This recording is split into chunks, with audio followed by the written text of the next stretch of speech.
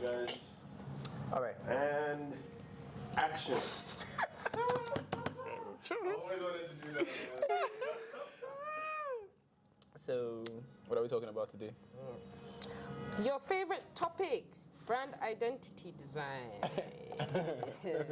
What you are known for. I'm not known for that. Hey. Okay, so what do you want to talk about with brand identity? People mistake brand identity for branding. Please educate the world. Educate everybody that what's the difference? Brand identity and branding. What is the difference? Interesting. How do I define that? Yes. So, by definition, branding is it's not a logo. It's not. Let's pause there. He said it's not a logo. So. Yeah, it's not a logo. But Exactly. When you're reaching out to your graphic designer and you're saying you want branding, use the right term. It's not a logo. Okay. It's not a lot of things. It's not a color. It's not a typeface. It's not every of those things. It's the perception of a particular product or service in the minds of the customer. So it is essentially what your customer says your product is. Okay. And not what you say it is. All right. That's what branding is.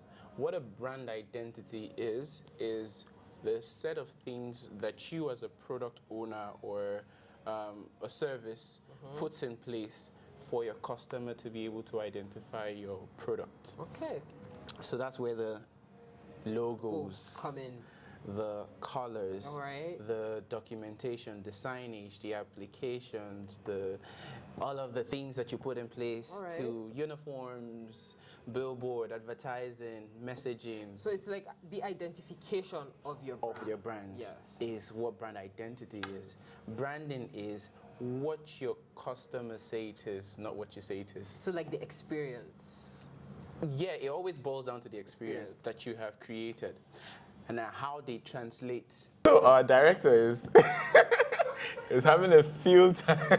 He's having so much fun with this. All right, cool. So I think what I was saying earlier is that it's the identity is all the things that you put in place for your product to be seen or to be differentiated from the audience, from the competition that you have in the market. And so that's where the branding comes into play. That means that for you to be able to do that, when you combine all those things together, you create an experience of your product for your customers. And with that, you hope that what you have created, they kind of take it as you have put it out. So essentially for a product or for a person that is creating a product or for a company, you intend to brand your product, right? You intend to, you want to create a branding, right? But what you're trying to do is to change the perception of your product in the minds of your customer. So you do a lot of things together to ensure that happens. Everything. Who are these people? The devil works in beautiful ways. Wonderful. So that's the difference, I think. That's the difference. But then, so how would you now say, let's educate the people on, so I'm reaching out to a graphic designer or a brand identity designer. How should they face their inquiry? Because people be inquiring in some very funny ways, and then you don't know how to help them. So let's help them. Okay, so let's wait for the sound to go down. Yes. So you were asking. So now we have. So we have sorted out the sound. So what's the question? So now we have people who are looking to inquire about I want to have my company branded, or I want to have a brand identity design done. So how do they go about that? Because you have clients telling you, I want to do branding. And then when you explain it to them that, this is what it is, they're like, no, that's not what they're talking about. Yeah. They're literally like, I just want a logo. And then you don't have to try and convince them that, I understand what you want for your business, but a logo isn't going to fix that. Because a lot of people believe that once they change their logo, everything just like that. Yeah. The perception of everyone is supposed to change. Yeah. And they don't understand it is a process. Yeah. But then when you explain it, it seems like, It is. I mean, you're true. What you said is kind of correct. It's very correct in the sense that when you talk about a change of a branding, people think so much about logo. That's why I started out with, like, it's not a logo, right? Actually not. But then again, remember we said that an identity is how you how you identify yourself. So it's not that the logo is not important. The reason why people kind of think about a logo as when they're going through a rebrand is because it's a first point of change of identity for them, right? So they are known for having a particular logo, and now they change it. Well, naturally, what should happen is that it would be accompanied, the logo change will be accompanied by a lot of things, a different positioning statement, a different strategy. Maybe if it's a product that is going to be on the shelves, different packaging, different advertisement, different this, different that. Now, naturally, the first point of call for a lot of people with a brand is always just the logo. Like, we don't always get to experience the whole facet of a brand at a time. Okay. It's always just like, you know, and that's why every new company that comes out, we've changed our logo, right? They kind of, MTN just changed their logo recently, right? So it's like they changed their logo, and then underneath are all the things that they've put in place to ensure that things have moved from what it was before to what it is now. Okay. So you can, like I said, people's perception of that is really tied to what they always see, like, oh yeah, this new company has changed their logo. Oh, they've rebranded. Oh, so if I want to rebrand, I just need to change my logo. So it's educating your clients, or educating that when you are trying to rebrand, there are other things that are, this is like an iceberg, right? The top is kind of, as huge as the iceberg is, there's still a lot beneath. And being able to explain that, I think that really would set out, and I've had this discussion, I think a few years ago, where sometimes it's also very important to tell your clients or people that you're working with that maybe you don't need to change your logo. Oh, now that's a total ballgame, because that's why they came to you. Yeah. But then again, the conversation always kind of takes you in that direction. Like, maybe so you can't. So how I usually approach that, how I try to do that is, I ask, you say, I want to rebrand. Okay, so what is the current problem? So we kind of do a situational analysis of the current brand framework, and say, okay, so you have this. How is your brand presence on the shelves or whatever? What's your advertisement like? What's your all of those little nitty-gritty information, and I kind of would have a gauge of, oh, really, something is amiss somewhere. But it's not necessarily. Maybe not a logo, or maybe a logo accompanied with other things. And sometimes, because people get tired of, and this is just on the general scale, even companies, sometimes they get tired of looking at a particular way, and sometimes they kind of want to have a new, refreshed look, but you will always notice they will accompany with other things that will help. That's what I'm saying. It's a refreshed look, but there are other things that are following it. It's not like they just change the logo and everything stays the same. No, it definitely never works that way. But that's the problem people have. They change the logo, but and the experience is still the same. Oh yeah, no. Then it's just a shape just changed. Yes, because that's usually what happens. Because when you're like, okay, some people will tell you, oh, they have everything else, and they're okay with everything. They just want a logo, and then you now have to explain to them. But then again, it's true, right? Because sometimes all you need also is a logo change. Really? Yeah, sometimes. Should I give you an instance? Yes, please. Yes. So let me give you an example. So think about a product that is selling so very well in the market, right? Everything is good. Their advertising is good. Every part of their marketing strategy plan is going well, great.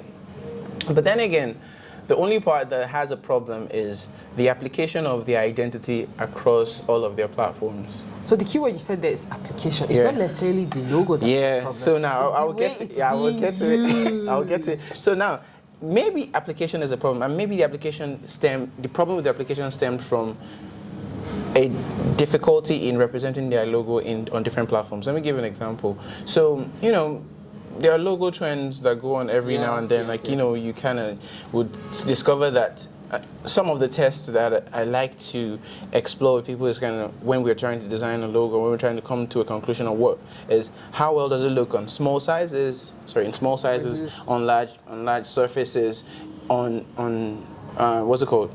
We're going to make shirts. How is it going to look on those? We're going to put it on cars. How's that going to look? On UI screens, all of those things. So we're going to do all those tests. Now, maybe on that side of things for a company, they discover that what they had isn't doing that work. Everything on the brand strategy, on their positioning, on their verbal branding is good, but then that part isn't working, and then they say, okay, you know what, we need to actually change this part so that we can fully represent ourselves the way we have been perceived by our customers. Yeah, so that's a situation where only a logo change would suffice. But a logo change accompanied with... No, like, did you get my explanation? My explanation was like, we started out with a company that everything's fine. Fine, yeah. Right, and then they say, okay. Now, like, again, the what's it called? What I call nerding. And most designers be like, why did you just change the logo? You didn't need to change the logo. But maybe for an example, like I mentioned earlier, they're looking at the application and they say, this doesn't go. This doesn't go. Yes. And maybe it's costing them money. Because also there's something with that too. Sometimes you're trying to print on a shirt, and then that shirt, if I have a particular simplified version of a logo, of my logo, and maybe it cost me 1,000 naira to print on it, and then I have this very complex version and it's costing me like 2,500 naira to print. Yeah. That's a business decision to make, to also like, maybe this logo isn't going to work, even though it looks it has all the bells and whistles and all of that. Maybe I need to revert to this to make sure that application-wise I keep consistent across board. So maybe that's why. Maybe. And that's just hypothetical, though. That's very hypothetical. And it rarely happens. It rarely happens. Rarely. Because, like you said, simplicity. If you look, for example, like the Apple logo, the first one, really busy. Really busy. The first one. Oh, that's the whole point. Because it was all over the place. Like, if you go back to it, there's an apple on the tree. There are ribbons everywhere. There are ribbons. And then there's a drawing of Isaac Newton. Yes. Because apparently Steve Jobs was a real fan of Isaac Newton. Then it now boils down to just an apple with a bite out of it. But then when you explain to people that, let's just try simple, like it's really not that complicated, like just something simple, it's almost like you're hitting a wall, because they're like, no, they want to have all of the things possible. Everything, because everybody tries to make their logo more than what it is. Do you understand? They try to put like, they needed to have a ribbon, they needed to have a ribbon, they needed to have the established date, they need to have this, all of that. Everything. And I think it still all just boils down to education, really. Yeah, I think for most brand identity designers, you end up doing teaching. Yeah, which is fine. You end up teaching a lot more than you design, because by the time you've taught and but then the brick wall that you get to come in contact with is really a real one. every now and then you get like, you're supposed to do this, and like, no, it's still simple. I want to have this. And it's one of the things that I think is also I think part of the reason for that is a misrepresentation of what a logo really is. Do you understand? So, and I've done this a couple of times as a thought experiment, where I say stuff like, a logo is an identifier, not a descriptor. All right. So, and the word identity kind of comes up a lot of the times, but it's what's it called? It's not the fault of the fact that that's the truth, right? It's like, it's an identifier, not a descriptor. Yeah. Most of us, even when you're trying to start out, when you come out into design, sometimes you come into design through an art background. So you kind of think about making it look beautiful, making it look nice, making it look, as amazing as possible. And then, but the problem is, when you get into design, you realize that it's about functionality and form alongside aesthetics. And functionality and form kind of comes first in line, because what am I doing? Because design is essentially solving a problem. Yeah. So what am I doing? How am I solving that problem? And then how can I make it look beautiful? Do you understand? So it's like, because of that, it's hard to, and most people have passed that message across as many times as possible, that it's just a descriptor. So you kind of see a car company have a maybe a car company, an old car company, because most of them these days are kind of like refining their identities. Yeah. But like sometimes, Like just imagine a everybody car just went company have through a car, or have a tailoring company, have a needle, all of those things. But then the question is, it just is an identifier. Yeah. It doesn't mean that if you have a needle, it doesn't work. If you can find a way to implement a needle or a descriptor as simply as possible without giving up the identification aspect of things, and you're all well and good. But if you forget about that, and then just think about, okay, I want to put a needle here, I want to put a button there, I want to put a so that's usually, tailoring equipment there. That's usually what happens. So Then, someone comes to you with a tailor and they either want a dress, a button, a needle, or a sewing machine, or even a hat, or a dress, or a woman twirling around. I think that one. There's so a popular. particular one. There's a particular woman that's so on popular. Free Pick. I think if you just go on Instagram and you put It's like everywhere. fashion, like everybody's using the same thing, and you're like, Yeah, unfortunately. we could usually like use something else, and then, but they're like, no, this is the journey is where just they're to like, try and educate, really.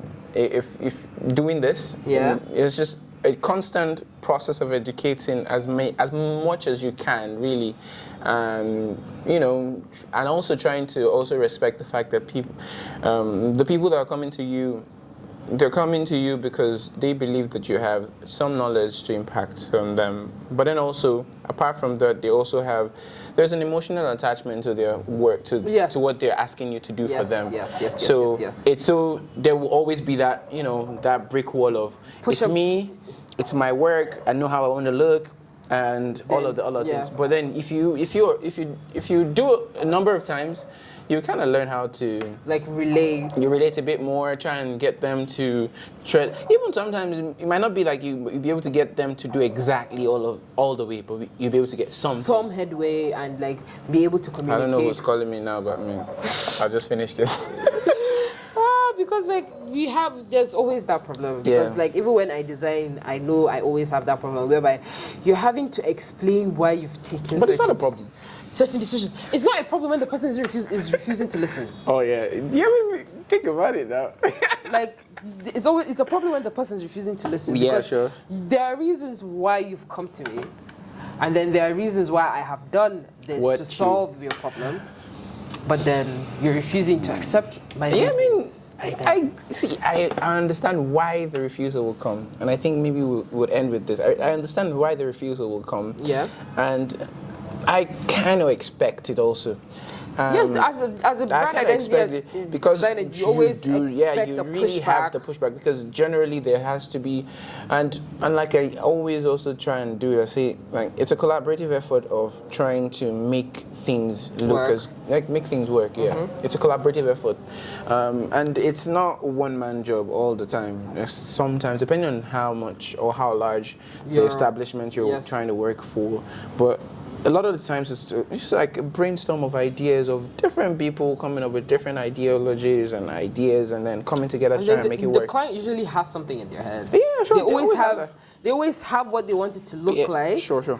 Yeah, always. It's natural. It's natural. Yeah. Especially if you're working with even a sole entrepreneur. So is it sole proprietorship? I think. So that's just one person. An entrepreneur. Yes, One person. It's always going to happen, and you're going. But it doesn't make it easier if you're working with, like, you know, companies or whatnot. It still just means that you're going to have that happening, but constantly. I think our job is to ensure that at every instance that we get, we try and educate because if you educate one person, it means one less person to educate to do this. If the person comes back again and wants to do exactly the same thing, he or she has an idea of what needs to be done. So it kind of needs that just constant. Just take it as part of the job that was not part of your invoice. Like you should put it there. Explanation process, or like workshop. Logo explanation workshop. Design workshop. Explaining to you why. Maybe you can just introduce like a certificate method. Just like at the end of this course, you will get a certificate. You will get a certificate whereby I explain to you why this is this and why it should be this way and how you understand it. Yeah, true. Yeah. I think it's been an interesting conversation. I think we should do more of this. I think. And with that, We wrap it up. Our director is lying down Peace. and not telling us when to stop. Oh my God. I think that was good. Yeah.